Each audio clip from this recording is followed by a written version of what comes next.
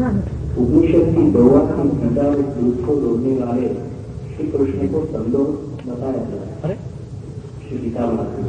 तो क्या गीता जी को आप उपनिषद डाइजेस्ट नहीं कहोगे? कृष्ण कृपाएं व्यास जैसे कृष्ण को भी उपनिषद विचार को प्रस्तुत करने वाले संपादक करें तो इष्ट होगा। आज सुबह आचार्य श्री स्वामी श्री मनोहर महाराज के साथ जो प्रयोग हुई उसके संदर्भ में आपने बताया कि अध्यात्म शास्त्र में मानव शास्त्र शास्त्र नहीं, अध्यात्म तो अनुभूति से फलित होता है, अध्यात्म का शास्त्र कोई नहीं होता। मगर आपने भी बताया था कि राम में रावण का अंश होता है, राम में रावण का होता है।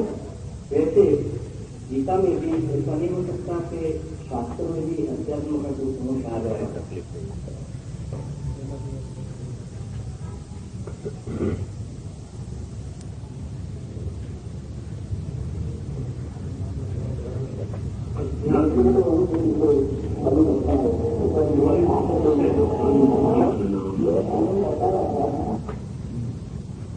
ऐसी अनुभूति का जो अभिव्यक्त नहीं हो सकती, इशारे दिए जा सकते हैं लेकिन इशारे अभिव्यक्तियां नहीं। चांद को अंगुली से बताया जा सकता है लेकिन अंगुली चांद नहीं।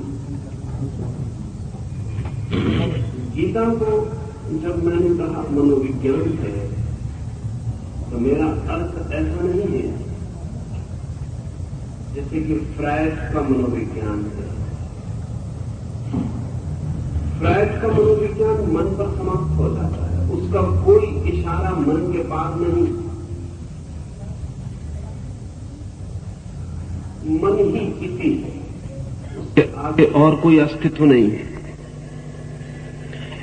गीता ऐसा मनोविज्ञान है जो इशारा आगे के लिए करता है लेकिन इशारा आगे की स्थिति नहीं है।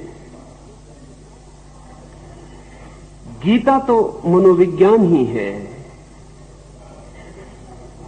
लेकिन आत्मा की तरफ, अध्यात्म की तरफ, परम अस्तित्व की तरफ उस मनोविज्ञान से इशारे गए हैं लेकिन अध्यात्म नहीं है। मील का पत्थर है, तीर का निशान बना है, मंजिल की तरफ इशारा है लेकिन मील का पत्थर ही, वो मंजिल नहीं है। कोई भी शास्त्र अध्यात्म नहीं है। हां, ऐसे शास्त्र हैं जो अध्यात्म की तरफ इशारे हैं लेकिन सब इशारे मनोवैज्ञानिक हैं, इशारे अध्यात्म नहीं है। अध्यात्म तो वो है जो इशारे को पाके उपलब्ध होगा और वैसे अध्यात्म की कोई अभिव्यक्ति संभव नहीं है, आंशिक भी संभव नहीं है, उसका प्रतिफलन भी संभव नहीं है। उसके कारण हैं, संक्षिप्त में 2-3 कारण ख्याल में ले लेने जरूरी हैं। एक तो जब अध्यात्म का अनुभव होता है तो कोई विचार चित्त में नहीं होता और जिस अनुभव में विचार मौजूद न हो उस अनुभव को विचार प्रकट कैसे करे? विचार प्रकट कर सकता है उस अनुभव को जिसमें वो मौजूद रहा हो, गवाही रहा हो, लेकिन जिस अनुभव में वो मौजूद ही न रहा हो उसको विचार प्रकट नहीं कर पाता। अध्यात्म का अनुभव निर्विचार अनुभव है, विचार मौजूद नहीं होता, इसलिए विचार कोई खबर नहीं ला पाता। इसलिए तो उपनिषद कह के थक जाते हैं, नेति नेति कहते हैं, यह भी नहीं वह भी नहीं। पूछें कि क्या है तो कहते हैं यह भी नहीं वह भी नहीं। जो भी मनुष्य कह सकता है वो कुछ भी नहीं। फिर क्या है वो अनुभव जो सब कहने के बाहर शेष रह जाता है? बुद्ध तो कुछ 11 प्रश्नों के लिए पूछने की मनाही कर दिए थे कि इनको पूछना ही मत, क्योंकि उनको तुम पूछोगे तो खतरे हैं। अगर मैं उत्तर न दूं तो कठोर मालूम पड़ूंगा तुम्हारे प्रति, और अगर उत्तर दूं तो सत्य के साथ अन्याय होगा, क्योंकि इन प्रश्नों का उत्तर नहीं दिया जा सकता। इसलिए पूछना ही मत, मुझे मुश्किल में मत डालना। तो जिस गांव में बुद्ध जाते खबर कर दी जाती कि 11 सवाल कोई भी न पूछे। वो 11 सवाल अध्यात्म के सवाल हैं। लाओत्से पर जब लोगों ने जोर डाला कि वो अपने अनुभव लिख दे, तो उसने कहा मुझे मुश्किल में मत डालो, क्योंकि जो मैं लिखूंगा वो मेरा अनुभव नहीं होगा, और जो मेरा अनुभव है, जो मैं लिखना चाहता हूं, उसे लिखने का कोई उपाय नहीं। फिर भी दबाव में, मित्रों के आग्रह में, परिजनों के दबाव में नहीं माने लोग, तो उसने अपनी किताब लिखी। लेकिन किताब के पहले ही लिखा कि जो कहा जा सकता है वो सत्य नहीं है, और सत्य वही है जो नहीं कहा जा सकता है। इस शर्त को ध्यान में रखकर मेरी किताब पढ़ना। दुनिया में जिनका भी आध्यात्मिक अनुभव है, उनका ये भी अनुभव है कि वो प्रकट करने जैसा नहीं, वो प्रकट नहीं हो सकता। वे निरंतर फकीर उसे गूंगे का गुड़ कहते रहे। ऐसा नहीं कि गूंगा नहीं जान लेता कि गुड़ का स्वाद कैसा है, बिल्कुल जान लेता है, लेकिन गूंगा उस स्वाद को कह नहीं पाता। आप सोचते होंगे आप कह पाते, तो बड़ी गलती में। आप भी गुड़ के स्वाद को अब तक कह नहीं पाए। गूंगा ही नहीं कह पाया, बोलने वाले भी नहीं कह पाए। और अगर मैं जिद करूं कि समझाइए कैसा होता है स्वाद, तो ज्यादा से ज्यादा गुड़ आप मेरे हाथ में दे सकते हैं कि चखिए, इसके अतिरिक्त और कोई उपाय नहीं। लेकिन गुड़ तो हाथ में दिया जा सकता, अध्यात्म हाथ में भी नहीं दिया जा सकता कि चखिए। दुनिया का कोई शास्त्र आध्यात्मिक नहीं है।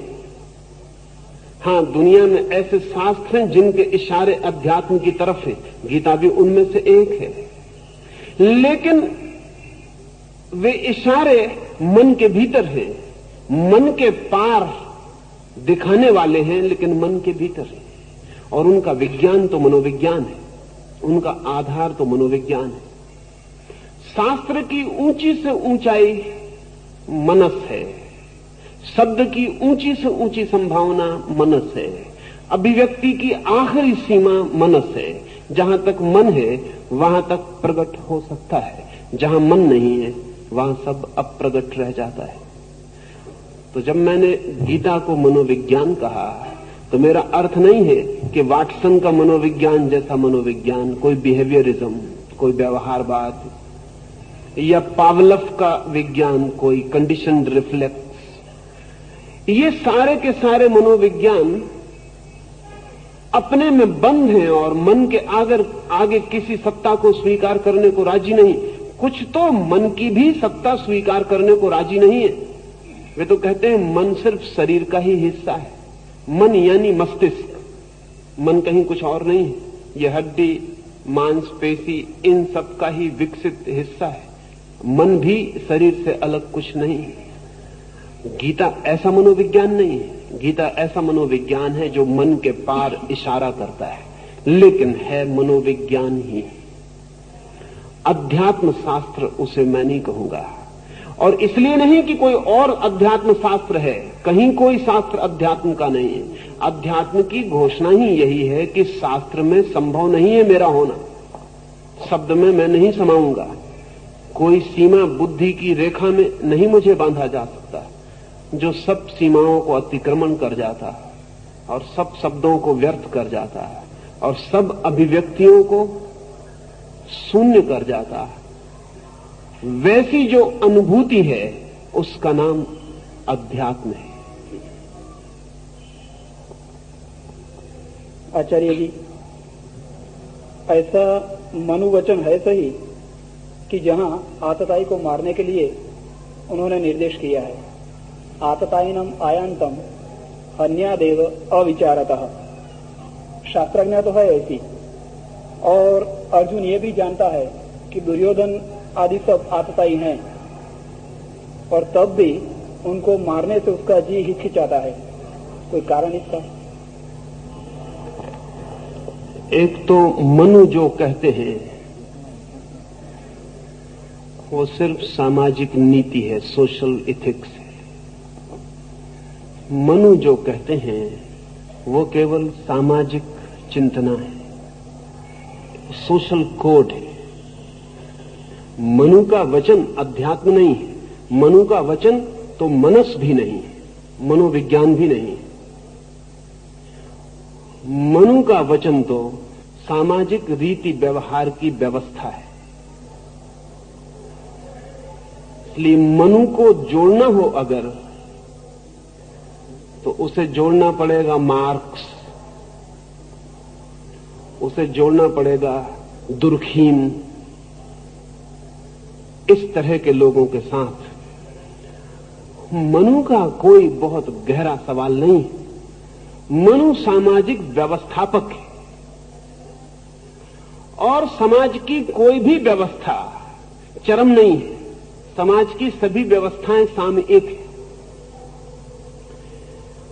जो व्यक्ति भी थोड़ा चिंतन करेगा, उसका चिंतन निरंतर समाज की व्यवस्था के ऊपर चला जाएगा, क्योंकि समाज की व्यवस्था अंतिम व्यक्ति को ध्यान में रखकर बनाई गई होती है।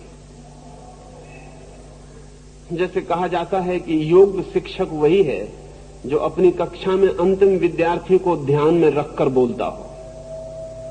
निश्चित ही योग शिक्षक वही है जो कक्षा में अंतिम व्यक्ति को ध्यान में रख के बोलता हो, लेकिन तब जो कक्षा में प्रथम व्यक्ति हैं उनके लिए शिक्षक तत्काल बेकार हो जाता है। समाज की व्यवस्था में तो अंतिम व्यक्ति को ध्यान में रखा जाता है और जड़ नियम स्थापित किए जाते हैं। अर्जुन साधारण व्यक्ति नहीं है, मीडियोकर माइंड नहीं है। अर्जुन चिंतनशील है, मेधावी है, असाधारण प्रतिभाशाली है। जिंदगी उसके लिए सोच विचार बन जाती है। अब मनु कहते हैं कि जो आतताई है उसे तो मार देने में कोई बुराई नहीं। विचारशील को इतना आसान नहीं है मामला। कौन आतताई है और आतताई हो भी तब भी मारना उचित है या नहीं उचित है। फिर आतताई अपना है, मनु को उसका ख्याल भी नहीं है। आतताई में मान के चला गया है कि वो दुश्मन है। यहां आतताई अपना है और एक व्यक्ति नहीं है, लाखों व्यक्ति हैं और उन लाखों से लाखों तरह के निकट संबंध हैं। इसलिए अर्जुन की स्थिति बहुत भिन्न है। वो साधारण आतताई की, हमलावर की और जिसके ऊपर हमला हुआ है उसकी नहीं है। वही तो वो चिंतन कर रहा है, वही तो वो कह रहा है कि अगर इन सबको मारकर राज्य को भी पाले तो क्या ये सौदा उचित है। वो वही पूछ रहा है, इन सबको मार के राज्य को पा लेना क्या सौदा उचित है। क्या इतनी कीमत पर राज्य को ले लेना कुछ सार्थकता रखता है। वो यही पूछ रहा है। ये जो अर्जुन की मनोदशा है, मनु के जो नियम हैं उन नियमों से बहुत ऊपर चिंतन की है। असल में नियम तो सदा जड़ होते हैं। जड़ नियम काम चलाऊ होते हैं और विशेष संकट की स्थितियों में अर्थहीन हो जाते हैं।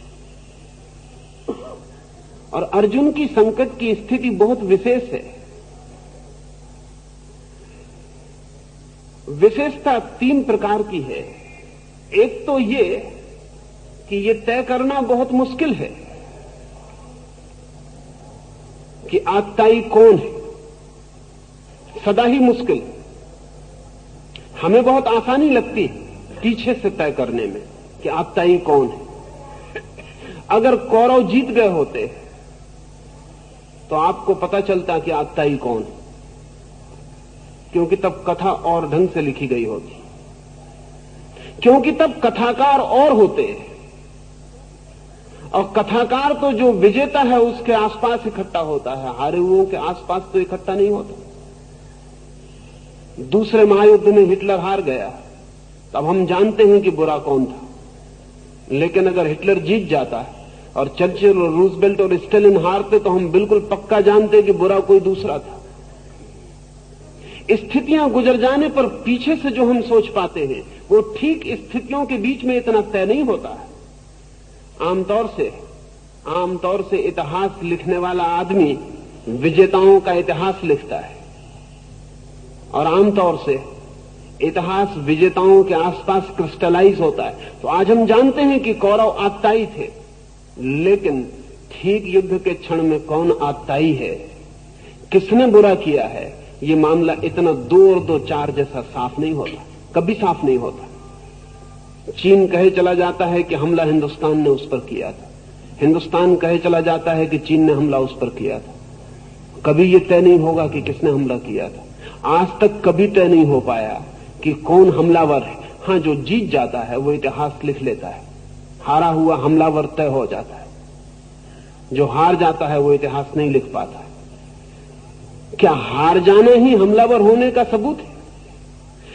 पीछे से तय करना सदा आसान है, क्योंकि तब रेखाएं बंध गई होती हैं, लेकिन ठीक परिस्थिति के बीच इतना आसान नहीं। भूल चूक सदा दोनों तरफ होती है, मात्राओं में फर्क हो सकते हैं, लेकिन एक तरफा नहीं होती। ऐसा नहीं है कि कौरव ही एकदम जिम्मेवार है सारे पाप के लिए और पांडव बिल्कुल नहीं है, ऐसा नहीं है। मात्राओं के फर्क होते हैं। यह हो सकता है कौरव ज्यादा जिम्मेवार है, लेकिन यह भी बहुत पीछे से जब पर्सपेक्टिव मिलता है, दूरी मिलती है, तब तय होता है।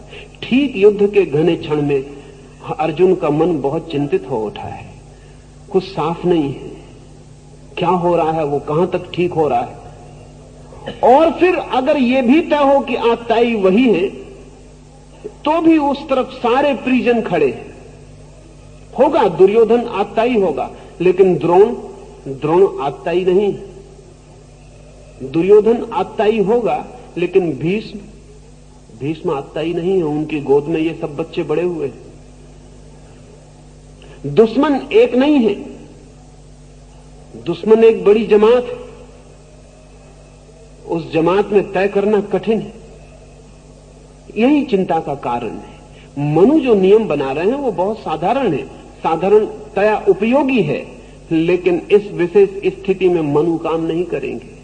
कर भी सकते थे, कर सकते थे एक ही हालत में कि अर्जुन इस स्थिति को झुटलाना चाहता तो कहता, मनु का हवाला देता कि ठीक है, मनु ने कहा है आतताई को मारो, मारते हैं, लेकिन वो कोई बहुत बड़ा विचारपूर्ण कदम ना होता। और एक तो बात पक्की थी कि विचारपूर्ण इसलिए भी ना होता कि ये गीता आपको उपलब्ध ना होती।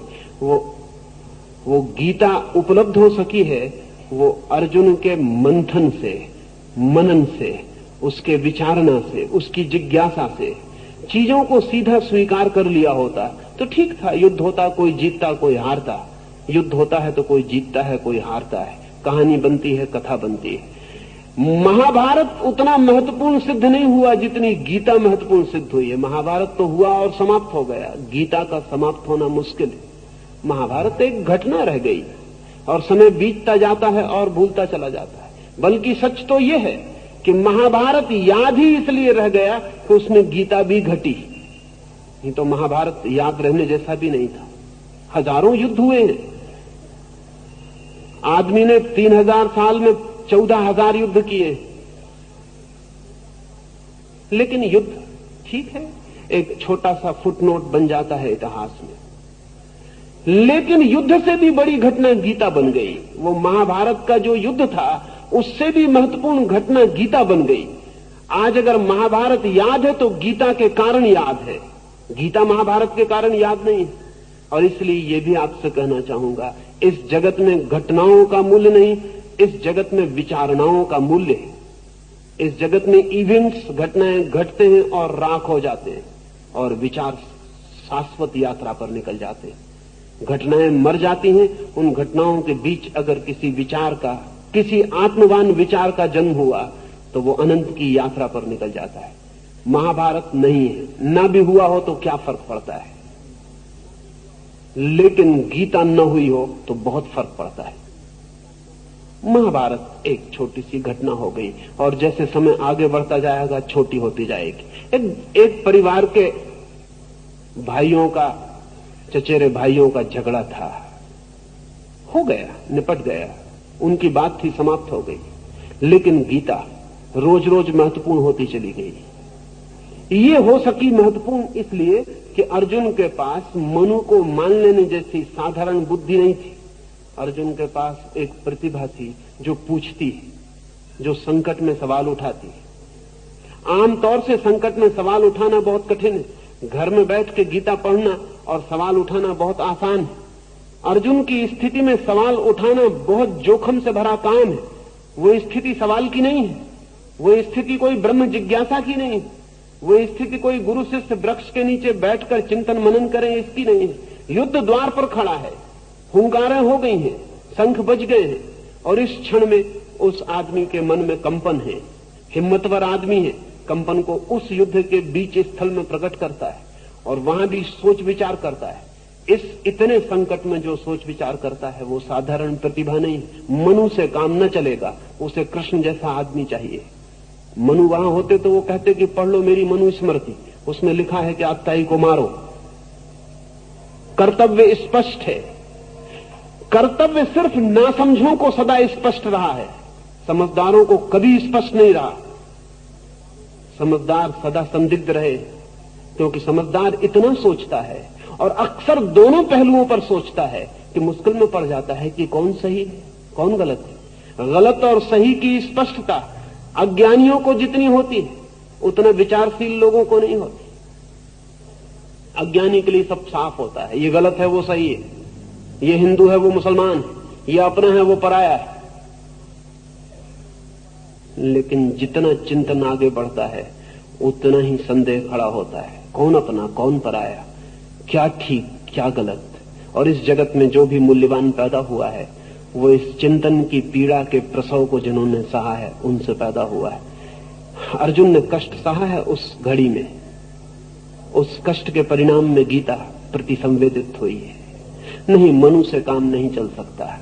उतने जड़ नियम सड़क पर ट्रैफिक के नियम जैसे हैं कि बाएं चलना चाहिए, बिल्कुल ठीक है, इसमें कोई अड़चन नहीं है। उल्टा कर लें कि दाएं चलना चाहिए तो भी कोई तकलीफ नहीं है। अमेरिका में उल्टा चलते हैं, लिखा दाएं चलना चाहिए तो आदमी दाएं चल रहा है। बाएं चलें दाएं चलें तय कर लेने से काम चल जाता है, लेकिन ये कोई जीवन के परम आधार नहीं है। और अगर कोई आदमी सवाल उठाए कि बाएं चलने में ऐसी कौन सी खूबी है, दाएं क्यों न चला जाए, तो दुनिया में कोई नहीं समझा पाएगा। ये सिर्फ व्यवस्थागत है। और अगर कोई बहुत विचारशील आदमी हो और सवाल उठाए कि बाएं क्या है और दाएं क्या है, तो मुश्किल खड़ी हो जाएगी। काम चलाऊ है। मनु की जो व्यवस्था है अत्यंत काम चलाऊ है। काम चलाऊ व्यवस्था के ऊपर प्रश्न उठ रहे हैं अर्जुन के मन में। उसके प्रश्न परम है। वो ये पूछ रहा है कि मिल जाएगा राज्य इतनों को मारकर, अपनों को मारकर, क्या होगा अर्थ, क्या होगा प्रयोजन। माना कि जीत जाऊंगा, क्या होगा। माना कि वो आत्ताई है, काट डालेंगे उन्हें, बदला पूरा हो जाएगा, फिर क्या होगा, बदला ही, बदले का क्या अर्थ है। और न मालूम कितने निहत्ते मर जाएंगे, न मालूम कितने निर्दोष मर जाएंगे जिनका कोई संबंध नहीं है, जो युद्ध में घसीट कर ले आए गए हैं क्योंकि उनका कहीं कोई संबंध है। उन सब का क्या होगा। नहीं, उसके प्रश्न ज्यादा कीमती हैं। मनु से काम नहीं चल सकता है।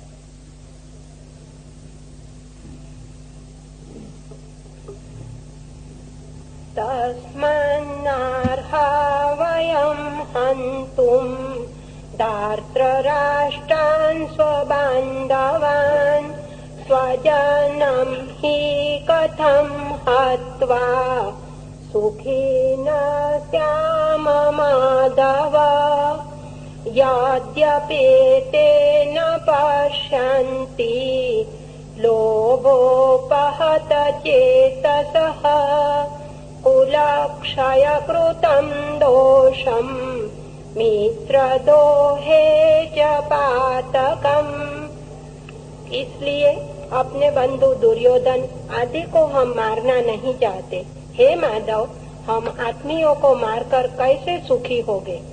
यद्यपि ये लोग लोभ से चित्तवृत्ति के नष्ट होने के कारण कुल नाश से होने वाले दोष का और विश्वासघात जन्य पाप का विचार नहीं करते। अर्जुन कह रहा है कि वे विचारहीन हैं, हम भी विचारहीन होकर जो करेंगे वो कैसे शुभ होगा। माना कि वे गलत हैं, लेकिन गलत के प्रत्युत्तर में हम भी गलत करेंगे तो क्या वो ठीक होगा? क्या एक गलत का प्रत्युत्तर दूसरे गलत से दिए जाने पर सही का निर्माण करता है? वो ये पूछ रहा है कि भूल है उनकी तो हम भी भूल करेंगे तो दो भूलें मिलकर ठीक हो जाती हैं कि दुगनी हो जाती? माना कि उनका चित्त भ्रमित हो गया, माना कि उनकी बुद्धि नष्ट हुई है, तो क्या हम भी अपनी बुद्धि नष्ट कर लें? और जो मिलेगा क्या वो इस योग्य है? क्या उसकी इतनी उपादेयता है? क्या उसका इतना मूल्य है?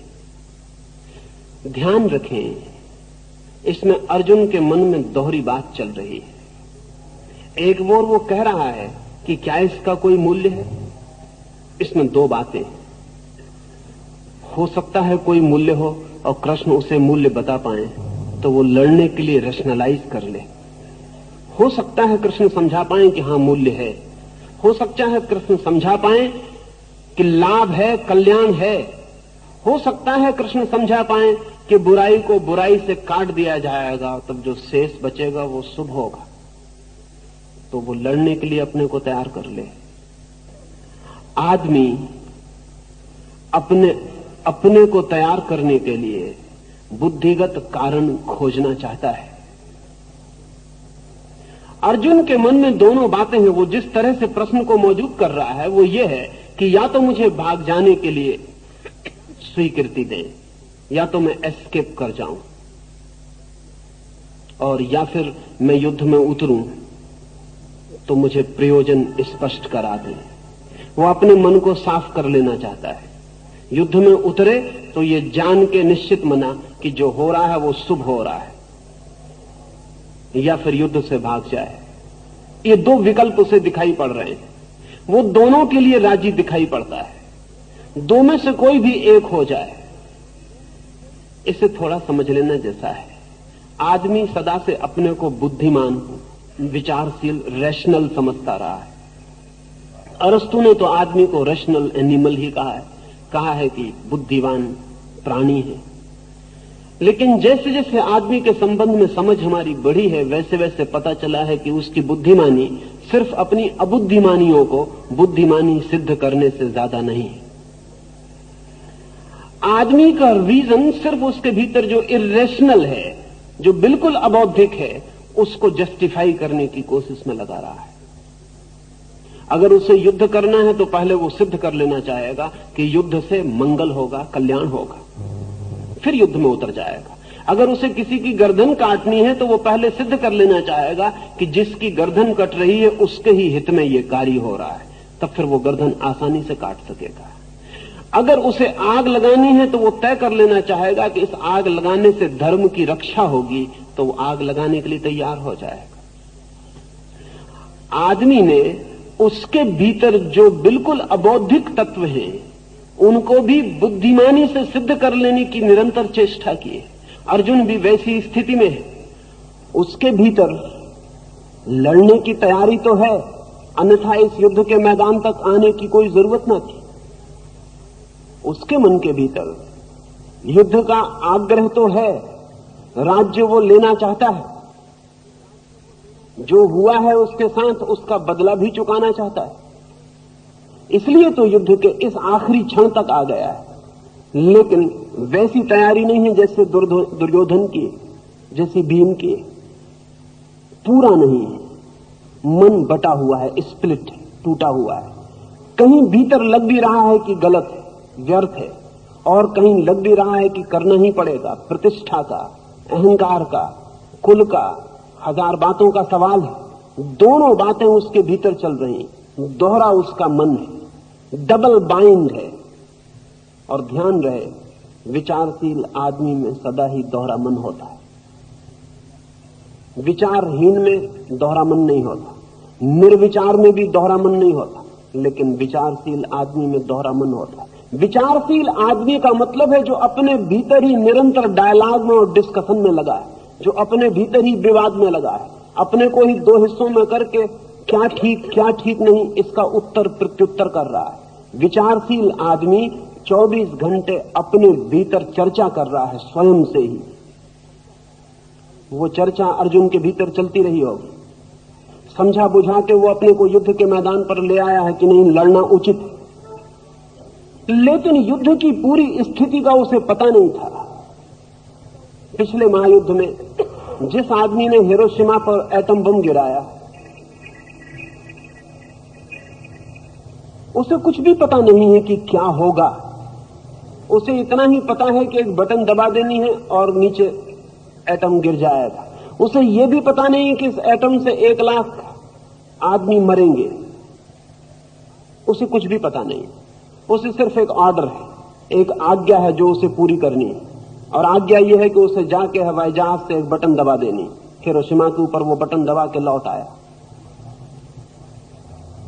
जैसे सारी दुनिया को पता चला, ऐसे ही उसको भी पता चला कि 1 लाख आदमी मर गए। फिर उसकी नींद हराम हो गई। फिर वो आदमी रात दिन लाखों मुर्दे देखने लगा।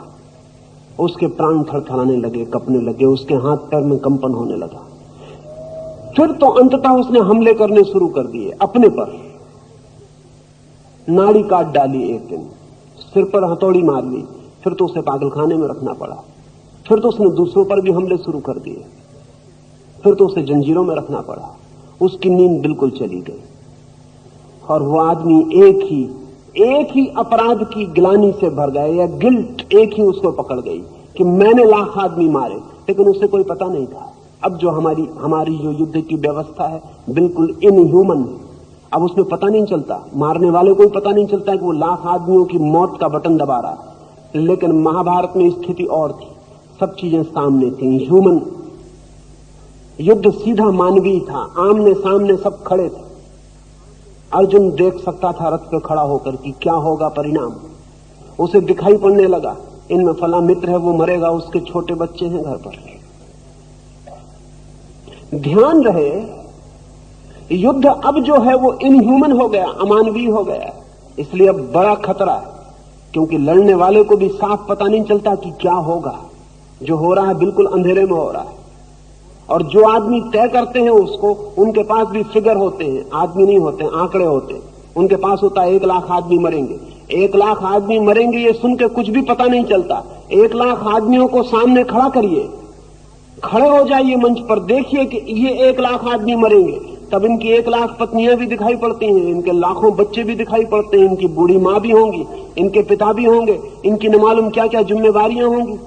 इन 1 लाख को मारने की जिम्मेवारी अगर हिरोशिमा पर बम डालने वाले को सामने होती, तो मैं भी सोचता हूं कि वो आदमी कहता इससे मैं मर जाना पसंद करूंगा, ये आज्ञा मैं नहीं मानता। उसके सामने भी सवाल उठता, इनको मारना है क्या नौकरी के लिए? अर्जुन को सवाल उठा, सामने था सब चित्र, उसे सब दिखाई पड़ने लगा। ये विधवाएं रोती बिलखती दिखाई पड़ने लगी। इनमें न मालूम कितने उसके परिजन थे, उनकी विधवाएं होंगी, उनके बच्चे तड़फेंगे, रोएंगे, ये सब लाशों से भर जाएगा मैदान। ये इतना साफ उसे दिखाई पड़ा कि अपने को समझा बुझा के लाया था कि लड़ना उचित है, वो सब डवाडोल हो गया। उसके दूसरे मन ने कहना शुरू किया कि तू क्या करने जा रहा है, ये तो पाप होगा, इससे बड़ा पाप और क्या हो सकता है। और इसलिए कि राज्य मिल जाए, और इसलिए कि धन मिल जाए, और इसलिए कि थोड़ा सुख मिल जाए, इन सबको मारने की तेरी तैयारी है। निश्चित ही वो विचारशील आदमी रहा होगा। उसके मन ने इंकार करना शुरू कर दिया, लेकिन इंकार में दूसरा मन भीतर बैठा हुआ है, और वो दूसरा मन भी बोल रहा है कि अगर कोई रेशनलाइजेशन मिल जाए, अगर मिल जाए कि नहीं, इसमें कोई हर्ज नहीं है, ये उचित है, बिल्कुल ये औचित्य मालूम पड़ जाए तो वो अपने को इकट्ठा कर ले, एकजुट कर ले, युद्ध में उतर जाए। कृष्ण से पूछते वक्त अर्जुन को भी पता नहीं है कि उत्तर क्या मिलेगा, और कृष्ण से पूछते वक्त अर्जुन को भी साफ नहीं है कि स्थिति बाद में क्या बनेगी। कृष्ण जैसे आदमी प्रेडिक्टेबल नहीं होते, कृष्ण जैसे आदमियों के उत्तर निश्चित नहीं होते, रेडीमेड नहीं होते। कृष्ण जैसे आदमी के साथ पक्का नहीं है कि वो क्या कहेंगे, लेकिन अर्जुन के साथ पक्का है कि वो 2 बातें चाह रहा है। या तो ये सिद्ध हो जाए कि ये युद्ध उचित है, नीति सम्मत है, धार्मिक है, लाभ होगा, कल्याण होगा, श्रेयस मिलेगा, इस लोक में परलोक में सुख मिलेगा, तो वो युद्ध में कूद जाए। और अगर ये सिद्ध हो जाए कि नहीं हो सकता तो युद्ध से भाग जाए। उसके सामने 2 विकल्प स्पष्ट है, और उन दोनों के बीच उसका मन डोल रहा है, और दोनों के बीच उसके भीतर मन का बटाव है। लड़ना भी चाहता है। अगर उसका मन लड़ना ही ना चाहता हो तो कृष्ण से पूछने की कोई भी जरूरत नहीं। अभी मैं एक गांव में था, एक युवक मेरे पास आए और उन्होंने मुझसे पूछा कि मैं संन्यास लेना चाहता हूं, आपकी क्या सलाह है? मैंने कहा जब तक मेरी सलाह की जरूरत हो तब तक तुम संन्यास मत लेना, क्योंकि संन्यास कोई ऐसी बात नहीं कि मेरी सलाह से लिया जा सके। जिस दिन तुम्हें ऐसा लगे कि सारी दुनिया भी कहे कि संन्यास मत लो, तब भी तुम्हें लेने जैसा लगे, तभी तुम लेना, तो ही संन्यास के फूल में आनंद की सुगंध आ सकेगी, अन्यथा नहीं आ सकेगी। वो अर्जुन सलाह नहीं मानता। अगर उसको साफ एक मन हो जाता कि गलत है, चला गया होता, उसने कृष्ण से कहा होता कि संभालो इस रथ को, ले जाओ इन घोड़ों को जहां ले जाना, और जो करना हो करो, मैं जाता हूं। और कृष्ण कहते कि मैं कोई सलाह देता हूं, तो वो कहता कि बिना मांगी सलाह न दुनिया में कभी मानी गई न मानी जाती। अपनी सलाह अपने पास रखें। नहीं, लेकिन वो सलाह मांग रहा है, सलाह मांग रहा है, वही बता रहा है कि उसका दोहरा मन है। अभी उसको भी भरोसा है कि कोई सलाह मिल जाए तो युद्ध कर ले, ये भरोसा है उसके भीतर, इसलिए कृष्ण से पूछ रहा है। अगर ये भी पक्का होता कि युद्ध करना उचित है, तब कृष्ण से कोई सलाह लेने की जरूरत न थी, युद्ध की सब तैयारी हो गई थी।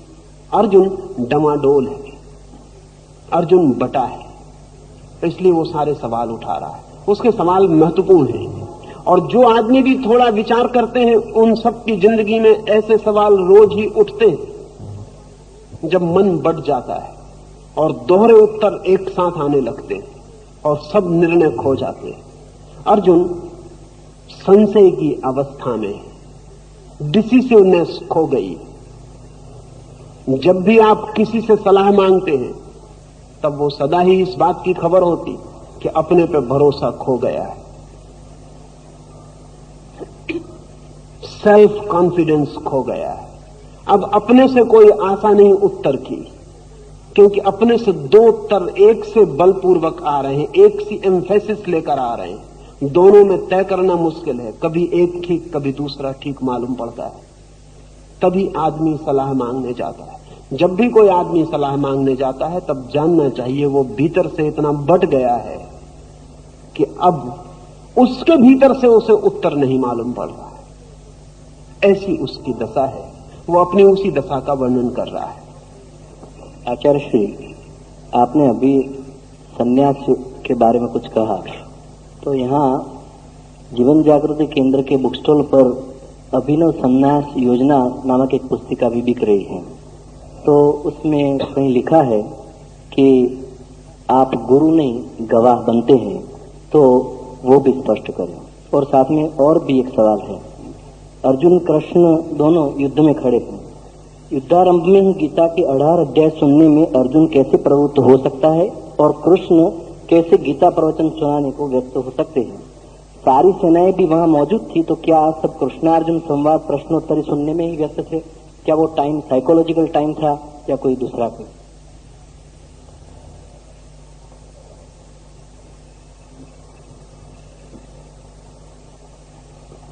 कृष्ण से इतनी लंबी चर्चा निश्चित ही प्रश्नवाची, निश्चय ही प्रश्न उठता है। युद्ध के मैदान पर जहां की योद्धा तैयार हो लड़ने को, जूझने को, वहां ये 18 अध्याय, ये इतनी लंबी किताब, अगर कृष्ण ने बिल्कुल उस तरह से कही हो जैसे कि गीता भक्त दोहराते हैं, तो भी काफी समय लग गया होगा। अगर बिना रुके और बिना अर्जुन की तरफ देखे आंख बंद करके बोलते ही चले गए हों, तब भी काफी वक्त लग जाए। ये कैसे संभव हुआ होगा? दो बातें इस संबंध में निरंतर ये सवाल गूंजता रहा है।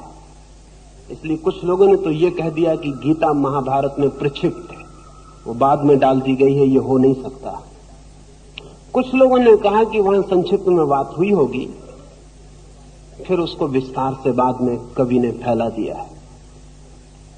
दोनों ही बातें मेरे लिए सही नहीं है। मेरे लिए तो गीता घटी और वैसी ही घटी है जैसी सामने है, लेकिन घटने के क्रम को थोड़ा समझना जरूरी है। ये सारी बातचीत आमने सामने हुई हो, ये सारी बातचीत जैसे हम और आप बोल रहे हैं ऐसी हुई हो, तो इसमें कृष्ण और अर्जुन ही भागीदार न रह जाते। इसमें बहुत बड़े लोग थे, बड़ी भीड़ थी चारों तरफ से, इसमें और लोग भी भागीदार हो गए होते, इसमें और लोगों ने भी सवाल उठाए होते, इसमें और सारे लोग बिल्कुल चुप ही खड़े हैं। इस तरफ भी योद्धा हैं, उस तरफ भी योद्धा हैं, ये बात दोनों की चलती है घंटों, इसमें कोई बोला नहीं बीच में। किसी ने इतना भी ना कहा कि ये बातचीत का समय नहीं है, युद्ध का समय है, शंख बज चुके हैं, अब ये चर्चा नहीं चलनी चाहिए। नहीं, कोई नहीं बोला। मेरे देखे ये चर्चा टेलीपैथिक है, ये चर्चा सीधी आमने सामने नहीं हुई। तो टेलीपैथी थोड़ी समझनी पड़े तो ख्याल में आए, अन्यथा ख्याल में नहीं आ पाएगी। एक दो तीन उदाहरण से समझाने की कोशिश करो। एक फकीर था अभी यूनान में, जॉर्ज गुरजीएफ, 3 महीने के लिए रूस के एक बहुत बड़े गणितज्ञ आस्पेंस्की और उसके 30 और शिष्यों को लेकर वो तिफ्लिस के एक छोटे से गांव में जाके बैठ गया था। इन 30 लोगों को एक बड़े बंगले में उसने कैद कर रखा था, कैद, क्योंकि बाहर निकलने की कोई आज्ञा न थी। और इन 30 लोगों को कहा था कि कोई एक शब्द 3 महीने बोलेगा नहीं। न केवल शब्द नहीं बोलेगा, इशारे से भी नहीं बोलेगा, आंख से भी नहीं बोलेगा, हाथ से भी नहीं बोलेगा। कहा था कि ये 30 लोग जो इस मकान में रहेंगे 3 महीने, प्रत्येक को ऐसे रहना है जैसे वो अकेला ही हो, कोई दूसरा मौजूद ही नहीं है, दूसरे को रिकॉग्नाइज भी नहीं करना है, आंख से भी इशारे से भी दूसरा आर पार होता निकल जाए तो देखना भी नहीं है। और गुरजीएफ ने कहा कि जिसको भी मैं पकड़ लूंगा जरा सा इशारा करते हुए भी, दूसरे को स्वीकार करते हुए भी पकड़ लूंगा कि दूसरा निकल रहा था और तुम बच के निकले, तो भी मैं बाहर कर दूंगा, क्योंकि तुमने दूसरे को स्वीकार कर लिया कि दूसरा यहां है, बातचीत हो गई, तुम बच के निकले, इशारा हो गया। 15 दिन में 27 आदमी बाहर कर दिए गए। बड़ा मुश्किल मामला था। जहां 30 आदमी मौजूद हो, एक कमरे में 10-10, 12-12 लोग बैठे हों, वहां दूसरों को बिल्कुल भूल ही जाना कि वो है ही नहीं, अकेले जीने लगना कठिन था। इतना कठिन नहीं जितना हम सोचते हैं, क्योंकि 3 आदमी बच ही गए। 3 भी छोटी संख्या नहीं। इतना कठिन नहीं क्योंकि एक आदमी जंगल में बैठ के आंख बंद करके भीड़ में हो जाता है, तो भीड़ में बैठ के अकेला क्यों नहीं हो सकता। मन की सभी क्रियाएं रिवर्सिबल हैं, मन की सभी क्रियाएं उल्टी हो सकती हैं। अगर जंगल में बैठ के आदमी अपनी पत्नी से बातचीत कर सकता है, तो अपनी पत्नी के पास बैठ के बिल्कुल अकेला हो सकता है, इसमें कोई अड़चन नहीं। 3 आदमी बच गए, उनमें गणितज्ञ आस्पेंस्की भी था, वो खुद भी एक वैज्ञानिक चिंतक था, और इधर 100 वर्षों में गणित पर शायद सर्वाधिक गहरी किताब उसने लिखी है, टर्शियम आर्गन। कहते हैं कि यूरोप में 3 बड़ी किताबें लिखी गई हैं अब तक। एक अरस्तु का आर्गनम, फिर बेकन का नोवम आर्गनम, और फिर आस्पेंस्की का टर्शियम आर्गनम। ये बड़ा वैज्ञानिक चिंतक था, ये भी उन 3 में एक बच गया था। 3 महीने बीत गए। 3 महीने वो ऐसे वहां रहा जैसे अकेला है। वो कमरों में जो लोग थे वो तो भूल ही गए, बाहर जो दुनिया थी वो भी भूल गई। और जो आदमी दूसरों को भूल जाए वो अपने को भी भूल जाता है। स्मरण रखें, अगर अपने को याद रखना हो तो दूसरों को याद रखना जरूरी है, क्योंकि मैं और तू एक ही डंडे के 2 छोर हैं, इनमें से एक गया कि दूसरा फौरन गया। ये दोनों बचते हैं या दोनों चले जाते हैं। कोई कहे कि मैं को बचा लूं और तू को भूल जाऊं तो असंभव है, क्योंकि मैं जो है वो तू की ही चोट, वो तू का ही उत्तर है। अगर तू भूल जाए तो मैं बिखर जाता है, अगर मैं भूल जाए तो तू विदा हो जाता है। वो 2 एक साथ बचते हैं, अन्यथा नहीं बचते। वो एक ही सिक्के के 2 पहलू। दूसरे भूल गए, ये तो ठीक था। आस्पेंस्की खुद को भी भूल गया, फिर बचा सिर्फ अस्तित्व।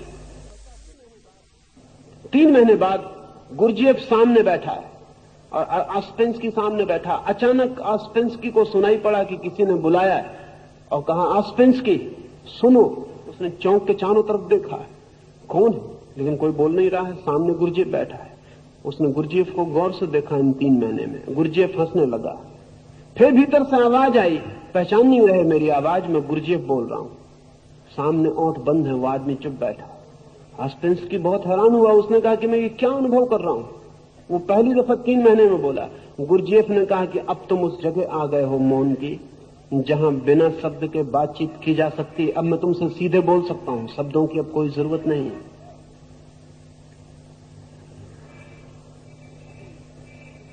अभी रूस के एक दूसरे वैज्ञानिक फयादेव ने 1000 मील दूर बिना किसी माध्यम के संदेश भेजने के प्रयोग में सफलता पाई। आप भी पा सकते हैं, बहुत कठिन मामला नहीं। कभी एक छोटा सा प्रयोग घर में कर लें, छोटे बच्चे को चुन लें, अंधेरा कर लें कमरे में, दूसरे कोने में उसे बिठा दें, दूसरे कोने में आप बैठ जाएं और उस बच्चे से कह दें कि तू आंख बंद कर ले और ध्यान मेरी तरफ रख और सुनने की कोशिश कर कि मैं कुछ बोल तो नहीं रहा हूं, और एक ही शब्द अपने भीतर बार बार दोहराए चले जाएं, गुलाब गुलाब गुलाब, बोले मत, भीतर दोहराए चले जाएं। घंटे आधा घंटे में वो बच्चा बोलने लगेगा कि आप गुलाब बोल रहे हैं, और आप भीतर ही बोलें, आप बाहर मत बोलें। इससे उल्टा भी हो सकता है, लेकिन जरा देर लगेगी। अगर बच्चा वहां बैठ के अपने मन में एक शब्द सोचे और आप पकड़ना चाहें तो शायद 2-3 दिन लग जाएंगे। बच्चा जल्दी पकड़ लेगा। आदमी जिसको हम जिंदगी कहते हैं उसमें बिगड़ने के सिवाय और कुछ भी नहीं करता। बूढ़े बिगड़े हुए बच्चों से अतिरिक्त और कुछ भी नहीं होते, लेकिन बच्चा घंटे आधा घंटे में पकड़ना शुरू कर देगा। एक ही शब्द दोहराएं, और अगर एक पकड़ लिया जाए तो फिर अभ्यास से पूरा वाक्य पकड़ा जा सकता है। कृष्ण और अर्जुन के लिए ध्यान में रखना जरूरी है कि ये चर्चा बाहर हुई चर्चा नहीं है। ये चर्चा गहरी है और ये चर्चा बिल्कुल भीतरी है। इसलिए इसमें युद्ध के आसपास खड़े लोग भी गवाह नहीं थे, और इसलिए हो सकता है ये भी कि जिन्होंने महाभारत लिखा उन्होंने पहले गीता उसमें न जोड़ी हो। ये हो सकता है, ये हो सकता है, क्योंकि इतिहासकार ने जिसने लिखी है उसने न जोड़ी हो। लेकिन संजय सुन पा रहा है, क्योंकि संजय जो देख पाता है इतने दूर, वो सुन भी पा सकता है। असल में दुनिया को संजय से पहली दफा गीता सुनने को मिली है, कृष्ण से सुनने को पहली दफा नहीं मिली। पहली दफा अर्जुन ने सुनी, वो सुनना बहुत भीतरी है, उस सुनने का बाहरी कोई प्रमाण नहीं था। और दूसरी बात आपसे कहना चाहूंगा कि टेलीपैथिक कम्युनिकेशन है। गीता एक अंतर संवाद है जिसमें शब्दों का ऊपर उपयोग नहीं हुआ। महावीर के संबंध में कहा जाता है कि वो कभी नहीं बोले, और जितने उनके शब्द हैं वो उन्होंने नहीं बोले। उनके पास लोग खड़े रहते थे, महावीर उनसे बोलते, ऊपर से नहीं, क्योंकि हजारों लोग सुनने आए होते, उनको कुछ सुनाई ना पड़ता। फिर वो आदमी जोर से बोलता कि महावीर ऐसा कहते हैं। इसलिए महावीर की वाणी को शून्य वाणी, शब्दहीन वाणी कहा गया है। उन्होंने सीधा कभी नहीं बोला, किसी से भीतर से बोला और किसी ने उसे बाहर प्रकट किया। करीब करीब ऐसे जैसे ये माइक से मैं बोल रहा हूं और आप सुन रहे हैं, माइक की तरह एक आदमी का भी उपयोग हो सकता है। कृष्ण और अर्जुन के बीच जो बात हुई थी, अगर संजय ने न सुनी होती तो खो गई होती। बहुत सी और बातें भी बहुत बार हुई हैं और खो गई हैं। महावीर के बहुत वचन उपलब्ध नहीं है।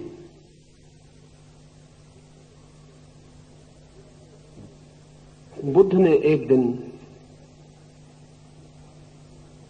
अपने सारे भिक्षुओं को इकट्ठा किया है और हाथ में कमल का फूल लेकर वे वहां आए, फिर बैठ गए और उस कमल के फूल को देखने लगे और देखते रहे। फिर लोग हैरान हो गए, थोड़ी देर में बेचैनी शुरू हो गई, कोई खांसा होगा, किसी ने करवट बदली होगी, क्योंकि बहुत देर हो गई वो चुप क्यों बैठे हैं, बोले बोले बोले। फिर आखिर आधा घंटा बीतने लगा तो बेचैनी बहुत बढ़ गई। किसी ने खड़े होकर कहा, आप क्या कर रहे हैं, हम आपको सुनने आए हैं, आप बोलते नहीं। बुद्ध ने कहा, मैं बोल रहा हूं, सुनो।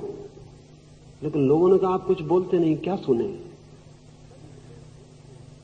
तभी एक भिक्षु जिसका नाम था महाकाश्यप, वो हंसने लगा। तो बुद्ध ने उसे बुला के वो फूल दे दिया और कहा कि सुनो, जो शब्द से बोला जा सकता था वो मैं तुमसे कह चुका, और जो शब्द से नहीं बोला जा सकता था, भीतर ही बोला जा सकता था, वो मैंने महाकाश्यप से कह दिया है। अब तुम्हें पूछना हो तो महाकाश्यप से पूछ लेना। अब महाकाश्यप से बुद्ध ने क्या कहा, ये अब तक बुद्ध के भिक्षु पूछते हैं एक दूसरे से, क्योंकि वो महाकाश्यप से जब भी किसी ने पूछा तो वो हंसने लगा। उसने कहा, जब बुद्ध न कह सके तो मैं क्यों उपद्रव में पड़ूं। कहा कि कहना होता बुद्धि तुमसे कह देते, और जब वो भूल चूक नहीं किए तो मैं करने वाला नहीं। फिर महाकाश्यप ने किसी को फिर मौन से कहा, फिर उस आदमी ने भी किसी से नहीं कहा, और ऐसे 6 आदमियों की परंपरा। और तब 6वां आदमी था बोधि धर्म। उसने पहली दफा उस बात को कहा। इस बीच कोई 900 वर्ष बीत गए।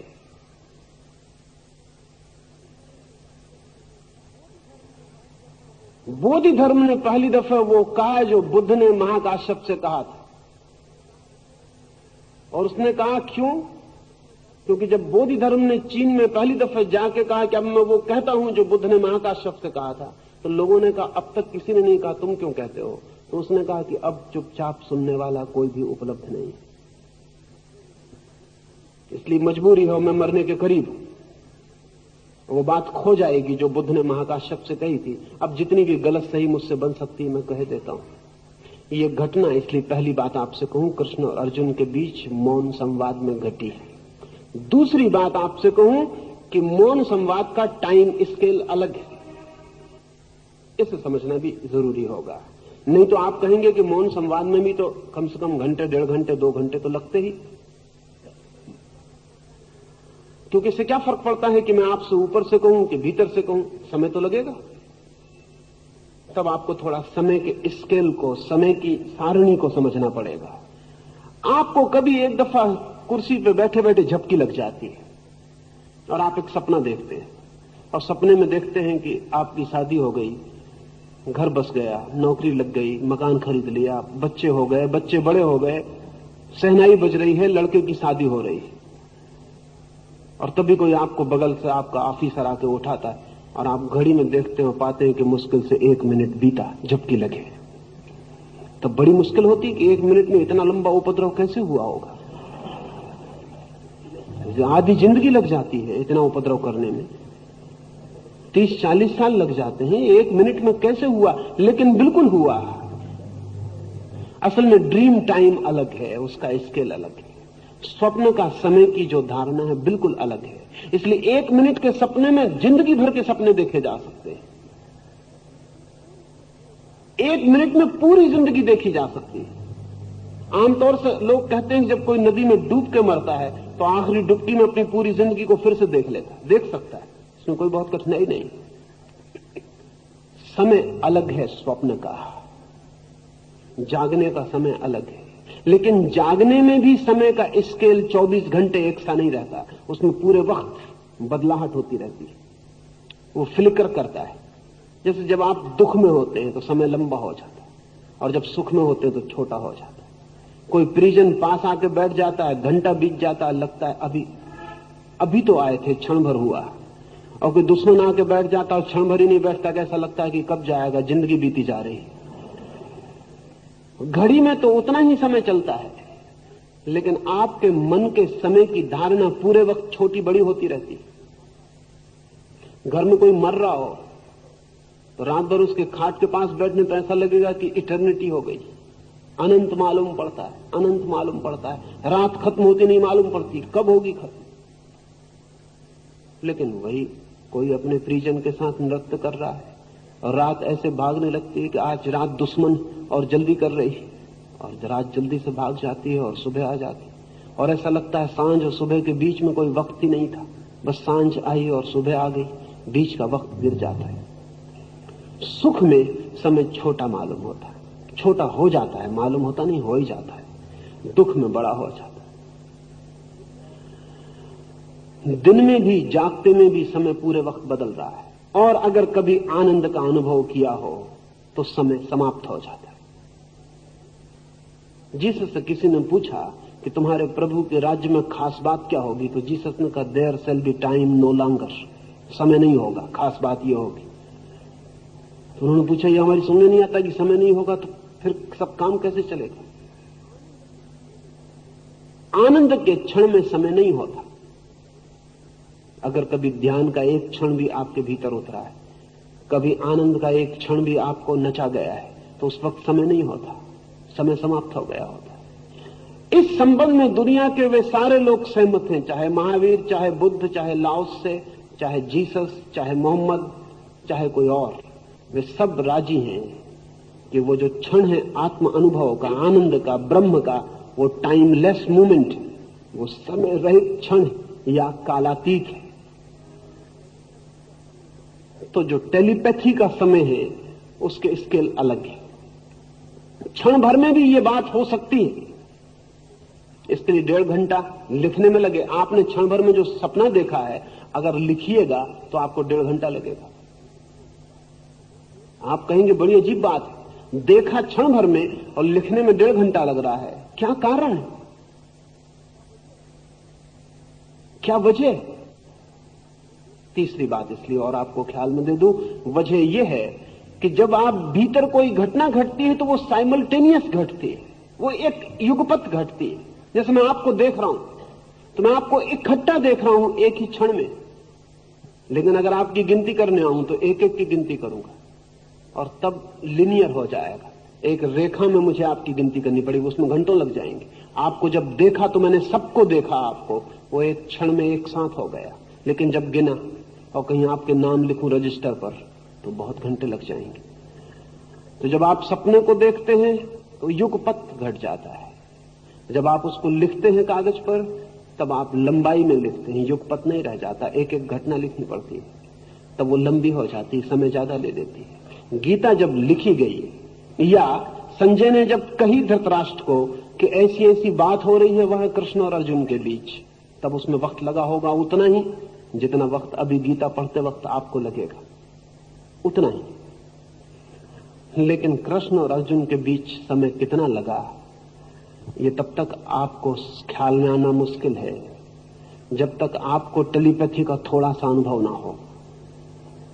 हमारे हिसाब से समय का कोई मूल्य नहीं है वह, इसलिए हो सकता है किसी भी योद्धा को पता भी ना चला हो कि कृष्ण और अर्जुन के बीच क्या घटा, एक क्षण में हो गया हो। रथ जाके खड़ा हुआ हो,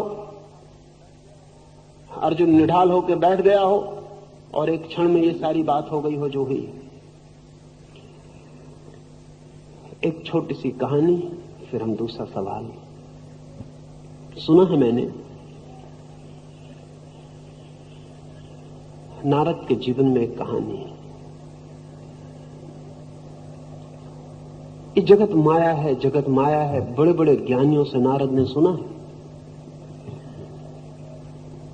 फिर वो स्वयं भगवान से जाकर उन्होंने पूछे कि मेरी समझ में नहीं आता, जो है वो माया कैसे हो सकता है?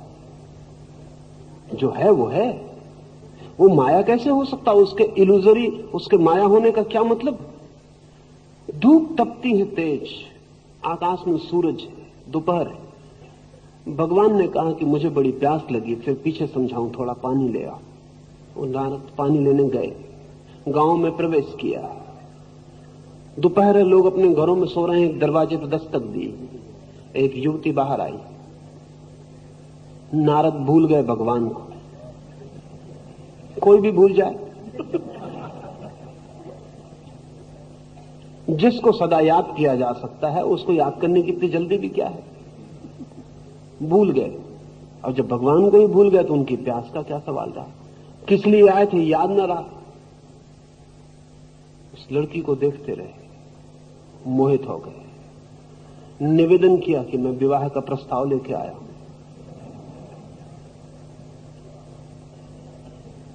पिता बाहर थे, उस लड़की ने कहा पिता को आ जाने दें, तब तक आप विश्राम करें। विश्राम किया, पिता आए, राजी हो गए, विवाह हो गया। फिर चली कहानी, बच्चे हुए, 4-6 बच्चे पैदा हो गए, काफी वक्त लगा। पिता मर भी गया, ससुर मर भी गए, बूढ़े हो गए नारद, पत्नी भी बूढ़ी हो गई, बच्चों की लाइन लग गई। बाढ़ आ गई, वर्षा के दिन हैं, गांव डूब गया। अब पत्नी अपने बच्चों को बचा के किसी तरह बाढ़ पार कर रहे हैं। बूढ़े, शक्ति नहीं पास, बड़ी मुश्किल में पड़ गए हैं। पत्नी को बचाते हैं तो बच्चे बह जाते हैं, बच्चों को बचाते हैं तो लड़की बह जाती है, लड़के को पकड़ते हैं। बाढ़ है तेज और सबको बचाने में सब बह जाते हैं। नारद अकेले थके मांदे तट पर जाके लगते हैं, आंख बंद है, आंसू बह रहे हैं, और कोई पूछता है कि उठो। बड़ी देर लगा दी, सूरज ढलने के करीब हो गया और हम प्यासे ही बैठे हैं, पानी अब तक नहीं लाए। नारद ने आंख खोली, देखा भगवान खड़े हैं। उन्होंने कहा अरे मैं तो भूल ही गया, मगर इस बीच तो बहुत कुछ हो गया। आप कहते हैं अभी सिर्फ सूरज ढल रहा है। उन्होंने कहा सूरज ही ढल रहा है। चारों तरफ देखा, बाढ़ का कोई पता नहीं। कहा बच्चे पत्नी? भगवान ने कहा कैसे बच्चे कैसे पत्नी? कोई सपना तो नहीं देखते थे?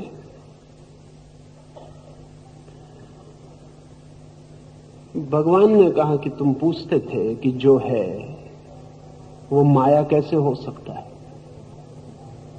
जो है वो माया नहीं है, लेकिन जो है उसे समय के माध्यम से देखने से वो सब माया हो जाता है, और जो है उसे समय के अतिरिक्त, समय का अतिक्रमण देखने से वो सब सत्य हो जाता है। संसार समय के माध्यम से देखा गया सत्य है। सत्य समय शून्य माध्यम से देखा गया संसार है। ये जो घटना घटी है, ये घटना आंतरिक है और समय की परिधि के बाहर है। गुरु और गवाह का वो अलग बात हो जाएगी।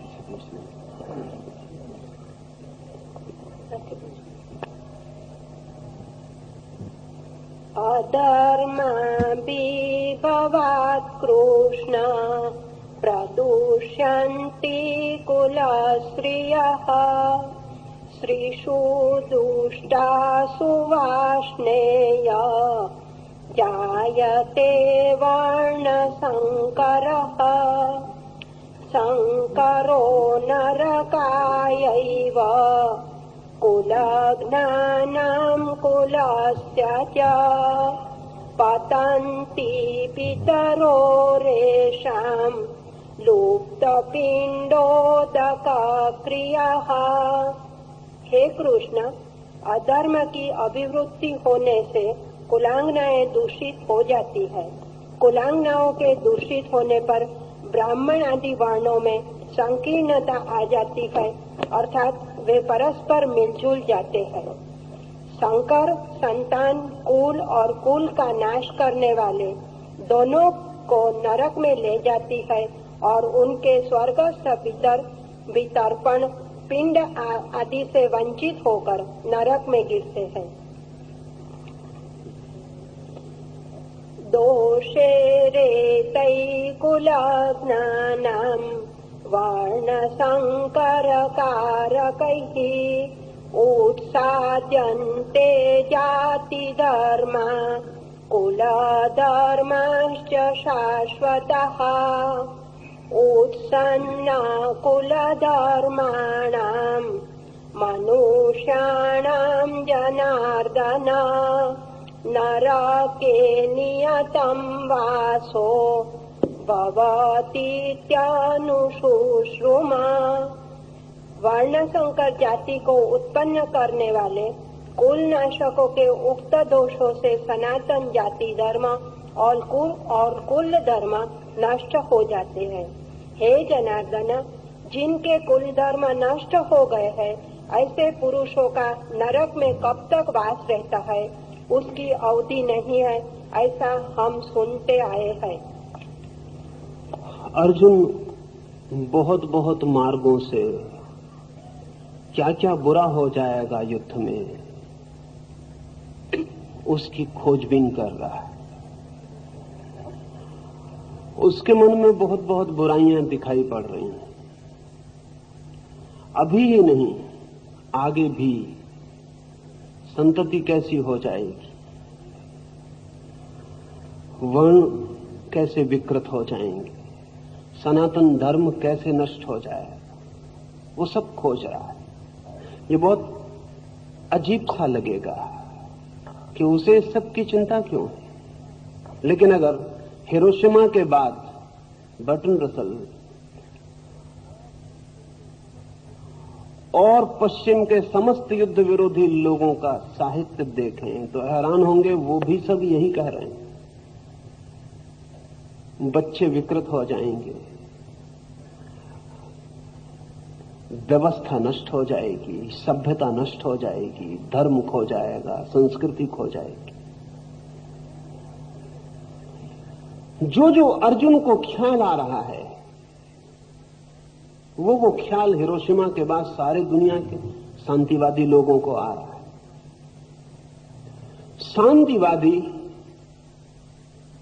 शांतिवादी कह रहा हूं, शांतिवादी युद्ध से क्या क्या बुरा हो जाएगा उसकी तलाश में लगता है। लेकिन उसकी सारी तलाश, जैसा मैंने कहा, उसके भीतर पलायन की जो वृत्ति पैदा हो रही, उसके समर्थन में कारण खोजने की होती। हम वही खोज लेते हैं जो हम करना चाहते हैं, लेकिन दिखाई ऐसा पड़ता है कि जो होना चाहिए वही हम कर रहे हैं। हम जो करना चाहते हैं हम उसकी ही दलीलें खोज लेते हैं, और जिंदगी में सबकी दलीलों के लिए सुविधा है। जो आदमी जो करना चाहता है उसके लिए सारे पक्ष की दलीलें खोज लेता है। एक आदमी ने अमेरिका में एक किताब लिखी है कि 13 तारीख या 13 का आंकड़ा, 13 की संख्या खतरनाक है। तो बड़ी किताब लिखी और सब खोज लिया उसने। 13वीं मंजिल पर से कौन आदमी गिर के मरा। तो आज तो अमेरिका के कई होटलों में 13वीं मंजिल ही नहीं है उस किताब के प्रभाव, क्योंकि 13वीं पे कोई ठहरने को राजी नहीं। 12वीं के बाद सीधी 14वीं मंजिल आ जाती। 13 तारीख को अस्पताल में जो लोग भर्ती होते हैं उनमें से कितने मर जाते हैं। 13 तारीख को कितने एक्सीडेंट होते हैं सड़क पर। 13 तारीख को कितने लोगों को कैंसर होता है। 13 तारीख को कितने हवाई जहाज गिरते हैं। 13 तारीख को कितनी मोटरें टकराती हैं। 13 तारीख को क्या क्या उपद्रव होता है उसने सब इकट्ठा कर लिया। 12 को भी होता है, 11 को भी होता है, उतना ही, लेकिन वो उसने छोड़ दिया। 13 का सब इकट्ठा कर लिया। कोई अगर 11 तारीख के खिलाफ हो तो 11 तारीख के लिए सब इकट्ठा कर ले। अगर कोई 13 तारीख के पक्ष में हो तो 13 तारीख को बच्चे भी पैदा होते हैं। 13 तारीख को हवाई जहाज नहीं भी गिरते हैं। 13 तारीख को अच्छी घटनाएं भी घटती हैं, विवाह भी होते हैं। 13 तारीख को मित्रता भी बनती है। 13 तारीख को विजय उत्सव भी होते हैं। 13 तारीख को भी सब अच्छा भी होता है। आदमी का चित्त उसे खोज लेता है जो वो चाहता है। अभी वो पलायन चाहता है अर्जुन, तो वो सब खोज रहा है। कल तक उसने ये बात नहीं कही थी कभी भी। कल तक उसे आने वाली संतति को क्या होगा कोई मतलब न था। ये युद्ध के आखिरी क्षण तक उसे कभी इन सब बातों का ख्याल ना आया। आज सब ख्याल आ रहा है। आज उसके मन को पलायन पकड़ रहा है, तो वो सब दलीलें खोज रहा है। अभी बड़े मजे की बात है कि कुल मामला इतना है कि वो अपनों को मारने से भयभीत हो रहा है, लेकिन दलीलें बहुत दूसरी खोज रहा है। वो सब दलीलें खोज रहा है। मामला कुल इतना है कि वो ममत्व से पीड़ित है, मोह से पीड़ित है, अपनों को मारने की हिम्मत नहीं जुटा पा रहा है। इतनी सी बात है, लेकिन इसके आसपास वो बड़ा जाल फिलोसॉफी खड़ी कर रहा है। हम सब करते हैं। छोटी सी बात जो होती, अक्सर ऐसा होता है कि वो बात हम छोड़ ही देते हैं जो होती है, और उसके आसपास जो जाल हम खड़ा करते हैं वो बहुत दूसरा होता है। एक आदमी को किसी को मारना है तो वो बहाने खोज लेता है। एक आदमी को क्रोध करना है तो वो बहाने खोज लेता है। एक आदमी को भागना है तो बहाने खोज लेता है। आदमी को जो करना है वो पहले आता है और बहाने खोजना पीछे आता है। वो कृष्ण देख रहे हैं और हंस रहे हैं वो समझ रहे हैं कि ये जो दलीलें वो दे रहा है ये चालबाजी की दलीलें, ये दलीलें वास्तविक नहीं है, ये सही नहीं है, ये उसकी अपनी दृष्टि नहीं है, क्योंकि उसने कभी आज तक किसी को मारते वक्त नहीं सोचा। कोई ऐसा पहला मौका नहीं कि वो मार रहा है। वो निष्णात योद्धा है, मारने उसकी जिंदगी भर का अनुभव और कुशलता है, मारना ही उसका बल है, तलवार ही उसका हाथ है, धनुष्बाण ही उसकी आत्मा है। वो ऐसा आदमी नहीं है कि कोई तराजू पकड़े बैठा रहा और अचानक युद्ध पे लाके खड़ा कर दिया गया। इसलिए उसकी बातें कृष्ण जरूर हंस रहे होंगे, वो जरूर देख रहे होंगे कि आदमी कितना चालाक है। सब आदमी चालाक है।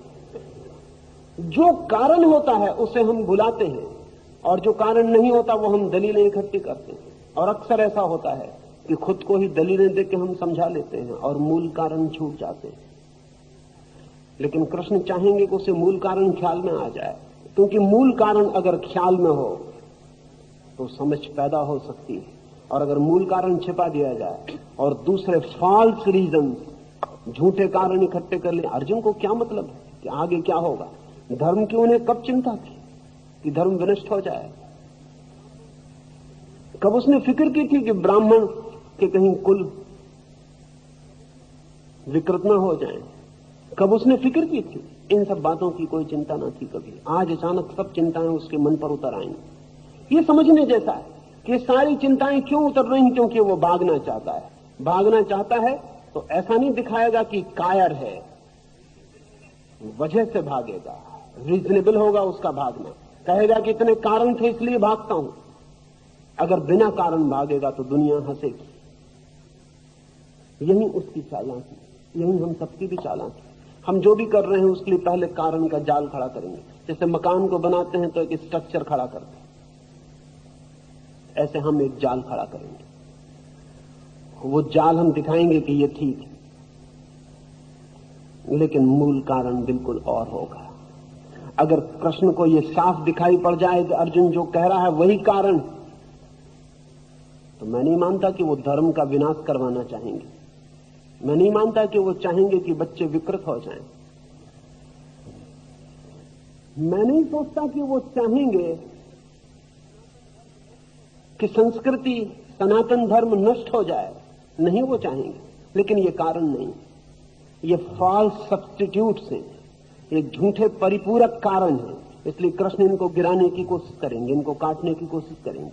वे अर्जुन को वहां लाएंगे जहां मूल कारण, क्योंकि मूल कारण से लड़ा जा सकता है, लेकिन झूठे कारणों से लड़ा नहीं जा सकता। और इसलिए हम मूल को छिपा लेते हैं और झूठे कारणों में जीते। ये अर्जुन की मनोदशा ठीक से पहचान लेनी जरूरी है। ये रीजन की कनिंगनेस है, ये बुद्धि की चालाकी है। सीधा नहीं कहता कि मैं भाग जाना चाहता हूं, नहीं होता मन अपनों को मारने का, ये तो आत्मघात है, मैं जा रहा हूं। सीधा नहीं कहता। दुनिया में कोई आदमी सीधा नहीं कहता। जो आदमी सीधा कहता है उसकी जिंदगी में क्रांति हो जाती। जो इर्छा तिरछा कहता रहता है उसकी जिंदगी में कभी क्रांति नहीं होती। वो जिसको कहते हैं झाड़ी के आसपास पीटना, बीटिंग अराउंड द बुश, बस ऐसे वो पीटेगा पूरे वक्त। झाड़ी बचाएगा, आसपास पिटाई करेगा, अपने को बचाएगा और हजार हजार कारण खोजेगा।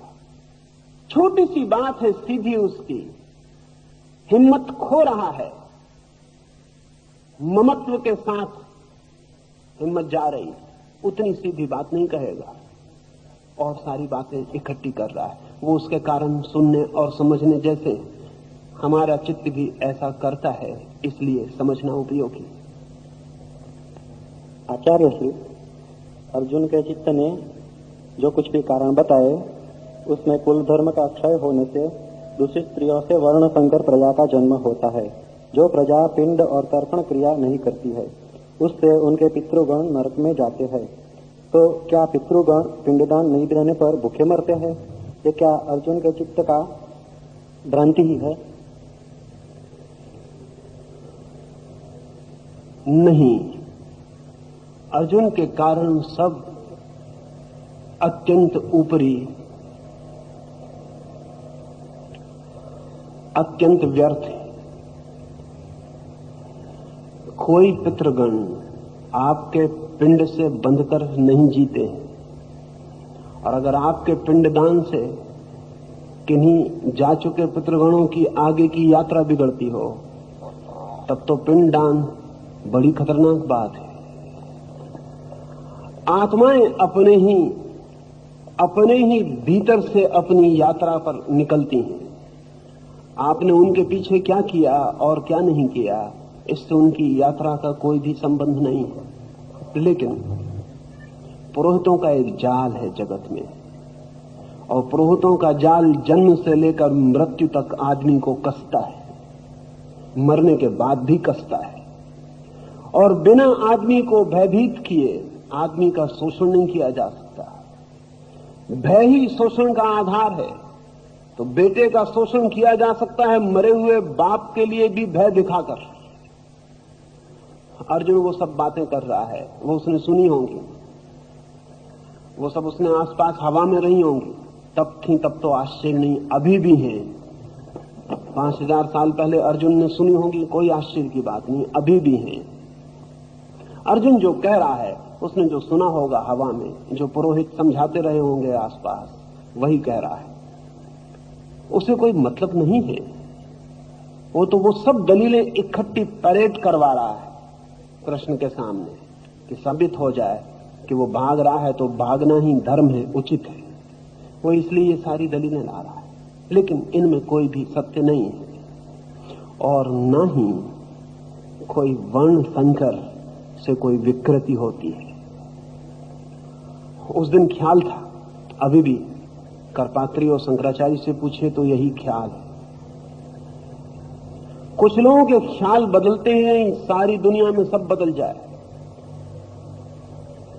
कुछ लोग ख्याल को ऐसा पकड़ते हैं कि ख्याल के नीचे से सारी जिंदगी निकल जाती है, लेकिन मुर्दा ख्याल को पकड़े रह जाते हैं।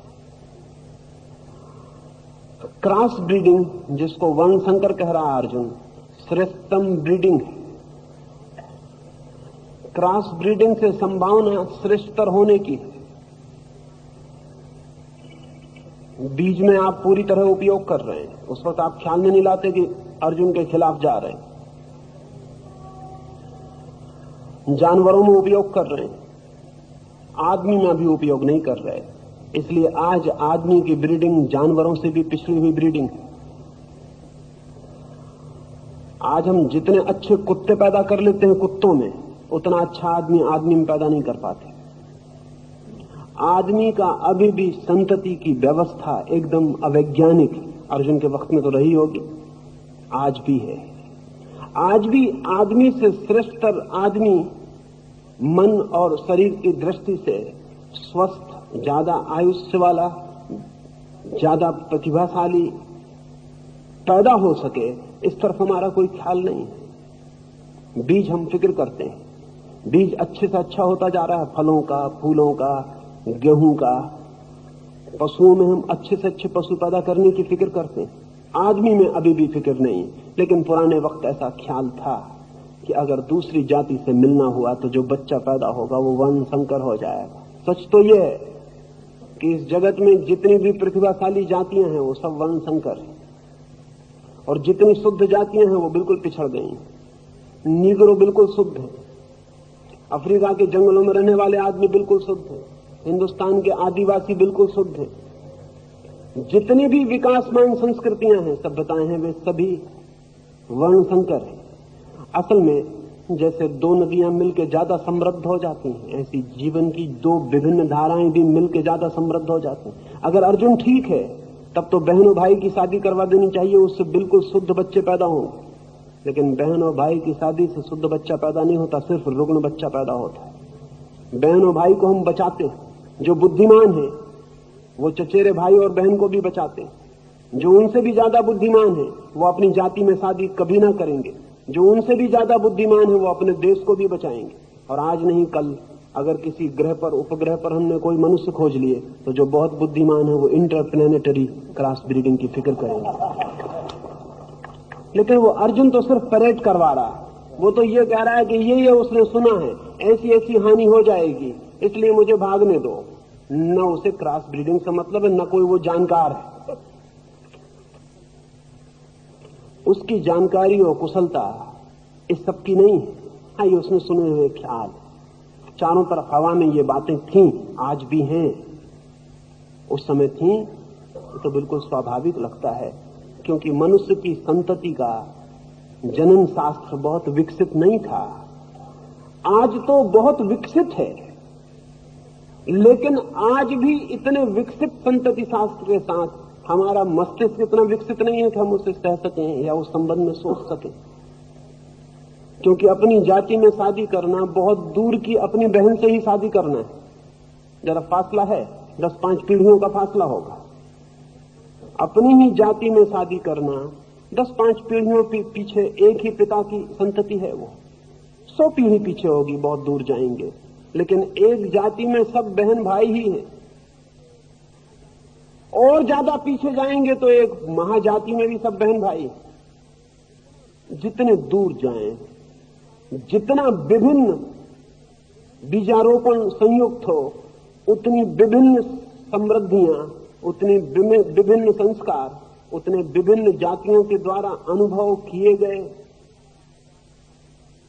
सारा का सारा हजारों साल का इतिहास जेनेटिक उस अणु में इकट्ठा होकर उस व्यक्ति को मिल जाता है। जितने दूर से ये दो धाराएं आए, उतने विलक्षण व्यक्ति के पैदा होने की संभावना है।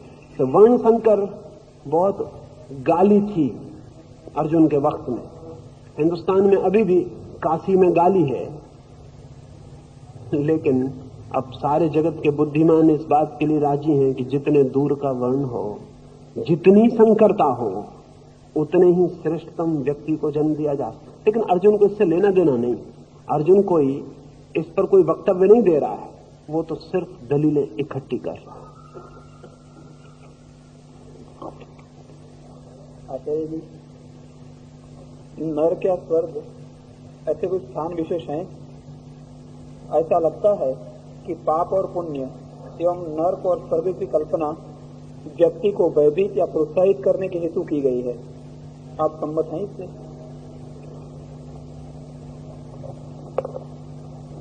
नरक और स्वर्ग भौगोलिक स्थान नहीं, लेकिन मानसिक दशाएं जरूर हैं।